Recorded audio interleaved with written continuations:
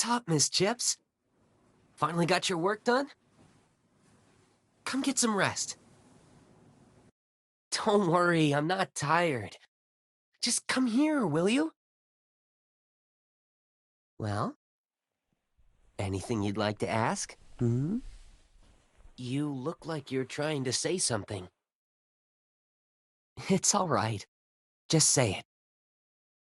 I won't refuse any request from you. Then, it's an exclusive interview.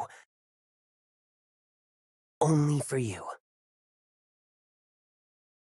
An impressive experience? Let me see. I'd have to say it was this horror variety show I was a contestant on.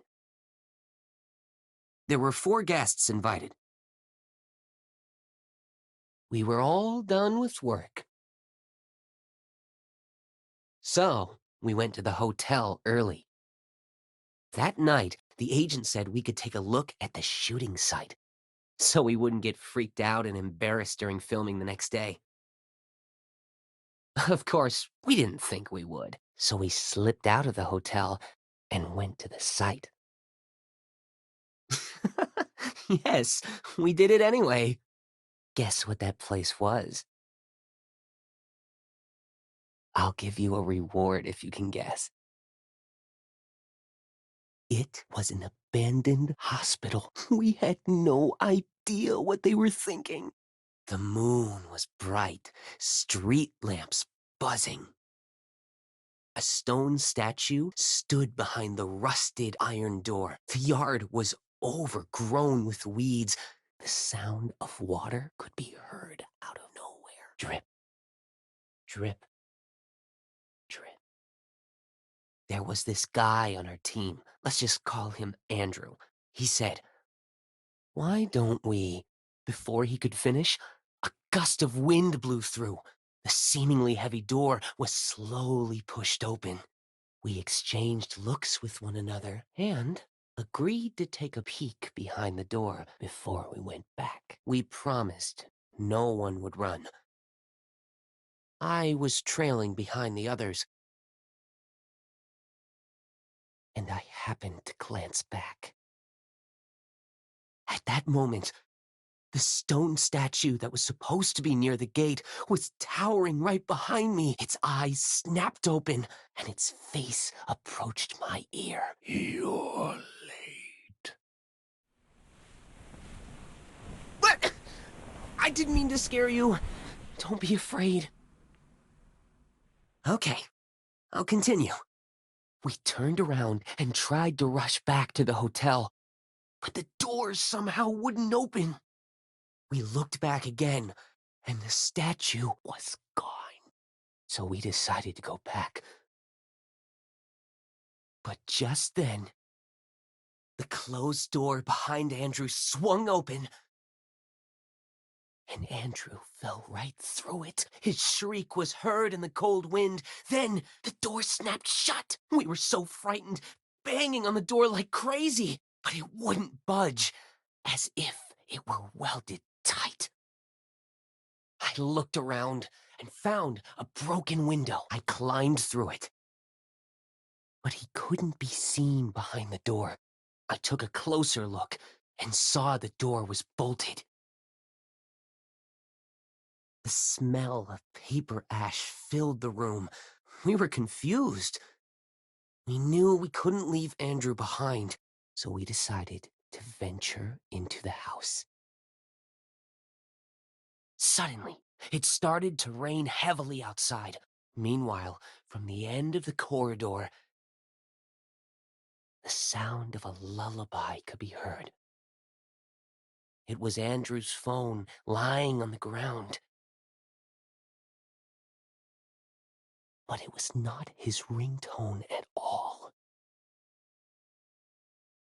Uncertain, we headed toward it anyway. I went for the phone, while the other 2 covered me from behind. As I was about to pick it up, I saw a child's red shoe from the corner of my eye.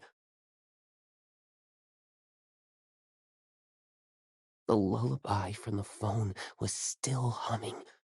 The little girl's voice pierced my ears out of nowhere. You are late.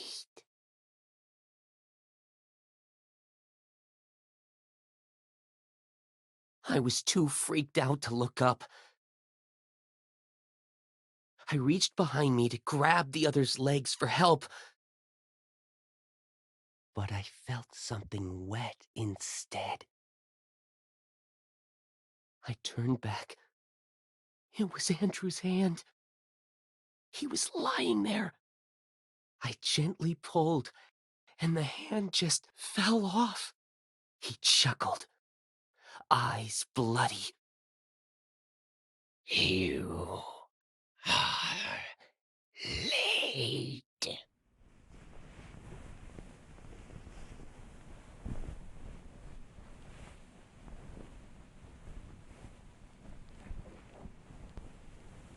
Sorry.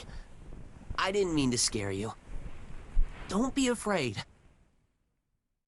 It's not over yet. Don't worry. It's not terrifying at all. You may laugh at it. You know?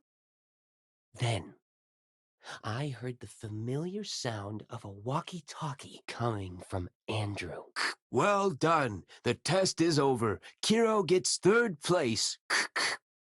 Yes. That night was the real film shoot. I heard the preview, but I never expected the production team would actually put this on the show. You're laughing. There's no way I could stand scaring you. After all, I like to see your smile. Similar stories? There's a lot. How about I tell you one every day? I'm happy to share all my stories. But only with you. Of course, you should tell me some. I want to know everything about you. I want to be the one who knows you best. And be the closest to you. Being close makes you want to sleep? You must be tired. I'm sleepy too. All right, let's hit the pillow then. Don't be afraid. I'll be with you. Good night. What's up, Miss Chips?